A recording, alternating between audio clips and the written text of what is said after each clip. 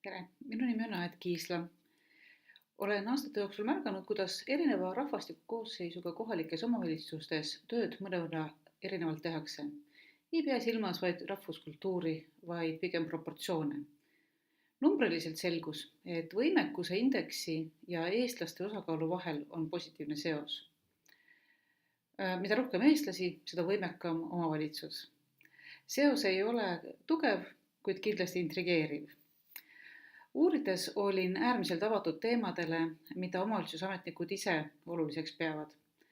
Sain teha järeldusi näiteks suhtumise kohta rahvuslikku mitmekesisusse, ametnike suhtumise kohta täienduskoolitusse, eelistatud organisatsiooni, kultuuritüübi ja juhtimisstiilide kohta. Kõige märkimisväärsem oli üsna ootuspärane tähelepanek, riigikeel. Aga see oli palju nüansi rohkem, kui me harjunud oleme. Seaduse järgi ei tohiks ju ametnikel keeleoskusega probleeme olla.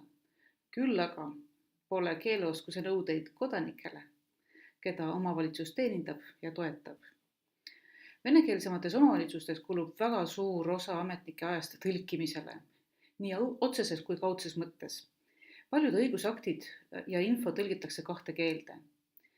Kaudses mõttes tõlkimise all pean silmas info vahendamist ka neis küsimustes, mis ei ole omavalitsuse vastutus.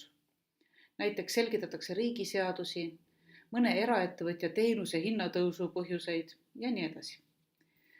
Samuti pole nõudeid keeleoskusele volikogu liikmetel. Isegi kui kõike kogu aeg tõlkida, jääb sageli midagi tõlkimatuks ja kannatab vastastikune mõistmine.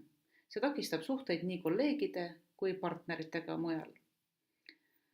Ametnikud venekeelsemates omavalitsustes saavad oma tööpäeva jooksul vähem keskenduda otseste ametikohustuste täitmisele, sest täidavad rolle, mida keegi teine ei täida, ent ometigi vajalikud on.